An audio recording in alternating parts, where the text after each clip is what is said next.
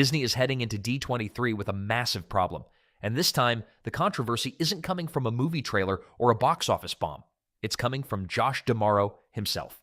As Disney prepares for D23 from August 14th through August 16th, D'Amaro has been making major announcements about the company's future, but instead of excitement, those announcements are reportedly triggering even more frustration from customers, critics, and investors.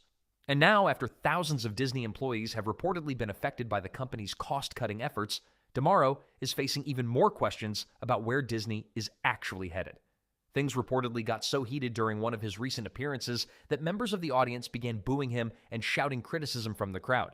And what happened next involving ABC, Disney's future plans, and another major round of layoffs could have serious consequences for the company. So what exactly happened, and why is Disney facing so much backlash right before one of its biggest events of the year?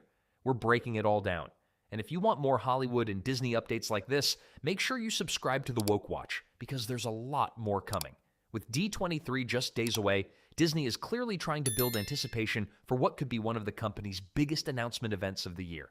The event is scheduled for August 14th through August 16th, and fans are expecting updates across several major areas of the Walt Disney Company. One of the biggest points of interest will obviously be Marvel Studios, where audiences are hoping to finally receive more information about upcoming projects, including the highly anticipated X-Men movie. But while Disney is attempting to create excitement around what's coming next, there is another story developing behind the scenes, and it has much more to do with the company's current leadership and its controversial cost-cutting strategy. Josh D'Amaro has been increasingly vocal about the future of Disney, particularly when it comes to restructuring the company and controlling expenses. And according to the claims surrounding these announcements, thousands of employees have already been affected throughout 2026, with additional reductions reportedly expected in 2027. That's obviously a major issue by itself, but the reaction from the public and investors appears to be making the situation even more complicated. Disney is attempting to convince people that these reductions are necessary to create a more efficient company. The argument is essentially that the corporation needs to become leaner, eliminate unnecessary expenses, and concentrate its resources on the intellectual properties that have the greatest potential. And on paper, that may sound like a straightforward corporate strategy. The problem is the timing. Disney is simultaneously trying to reassure audiences that it has a clear vision for the future while cutting jobs across multiple divisions, including areas connected to Marvel, Lucasfilm, Pixar, ESPN, National Geographic, Disney+, and ABC. That combination has naturally raised questions about what Disney's entertainment empire is going to look like several years from now. According to the account surrounding D'Amaro's recent remarks, he attempted to defend the strategy by explaining that Disney needs to approach its investments carefully and focus its money on both new and established intellectual properties. He reportedly emphasized that the company wants to create smaller and more streamlined divisions following its restructuring efforts. In other words, Disney wants to accomplish more while operating with fewer employees and lower costs. But when those comments were delivered, the response from the audience reportedly wasn't exactly what Disney leadership wanted to hear. Members of the crowd began booing and shouting criticism. Some reportedly accused Disney and ABC of spreading what they considered to be misleading information, while others questioned why the company was making these decisions in the first place. The situation reportedly became loud enough that D'Amaro had to raise his voice just to continue speaking over the audience. And things became even more interesting when ABC was brought into the discussion. According to the account, members of the crowd began shouting for The View to be removed, with some calling for the program to be canceled. At that point, the atmosphere reportedly became even more hostile before security intervened. Now, whether you agree with those people or not, the larger issue here is that Disney is clearly dealing with a significant perception problem. The company isn't simply facing criticism from random viewers on social media. Its leadership has to deal with questions from investors, employees, customers, and longtime fans who are all trying to understand what the long-term strategy actually is. And that's where Josh D'Amaro's leadership is becoming such a major topic of discussion. Critics argue that Disney's problems didn't suddenly appear overnight. A lot of the company's recent struggles developed during the Bob Iger era, including several major box office disappointments and controversies surrounding Disney's entertainment strategy. But here's the criticism being directed toward D'Amaro. If the previous strategy contributed to Disney's problems, why continue expanding some of the same policies and approaches that critics believe caused those problems in the first place? That's particularly relevant when it comes to DEI and corporate messaging, which has become one of the most controversial subjects surrounding Disney. Critics argue that Disney has repeatedly placed ideological messaging ahead of simply creating stories that appeal to the widest possible audience. Supporters of Disney's approach obviously disagree with that assessment, but regardless of where someone stands politically, there is one undeniable reality for Disney leadership. The company needs its entertainment divisions to produce successful content. Marvel needs successful movies. Lucasfilm needs successful Star Wars projects. Pixar needs audiences to show up. Disney Plus needs subscribers to stay engaged. ESPN needs to remain competitive. ABC needs viewers. And all of these divisions require enormous amounts of money and talent to operate. That's why the current cost-cutting strategy raises another major question. What happens to the franchises and divisions that don't receive enough investment? If Disney continues reducing its workforce across multiple areas, fans naturally have to wonder whether some projects will be delayed, canceled, scaled back, or completely abandoned. And that brings us to another question that has been circulating for years. What major intellectual property could Disney acquire next? Disney already controls an enormous collection of recognizable brands and franchises.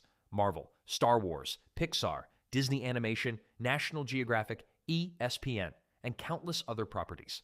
The company has repeatedly demonstrated that it is willing to spend enormous amounts of money to acquire major entertainment brands when leadership believes those acquisitions can strengthen the company. But every additional acquisition also increases the amount of intellectual property Disney has to manage. And that creates a legitimate concern among critics. Just how much of the entertainment industry can one corporation ultimately control? That's a question that isn't going away.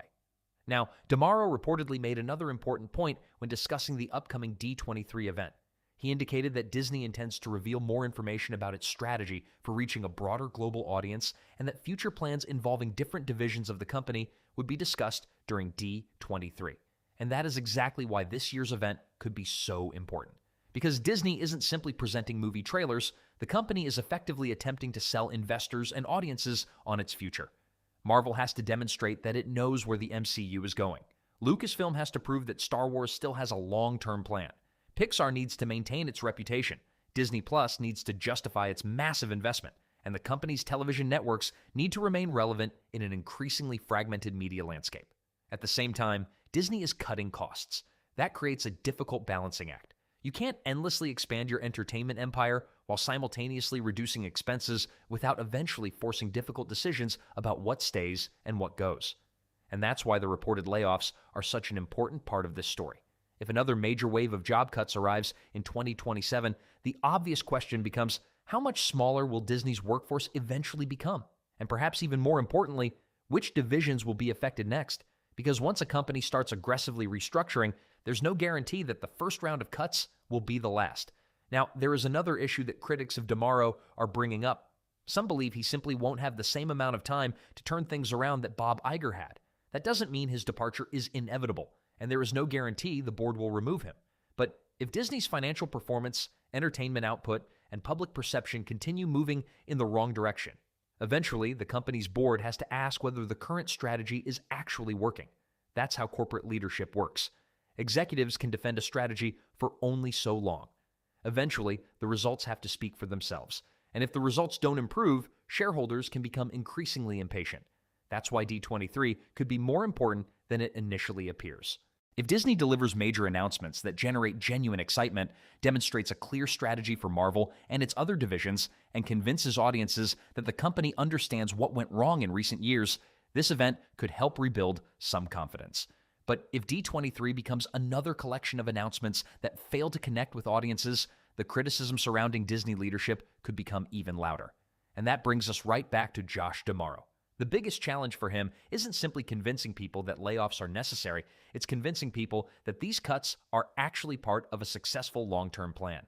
Because cutting thousands of jobs is relatively easy to announce, the difficult part is proving that the smaller company you're left with can actually create better entertainment, generate stronger profits, and rebuild the trust that Disney has lost with portions of its audience. And that's something D23 will ultimately have to demonstrate.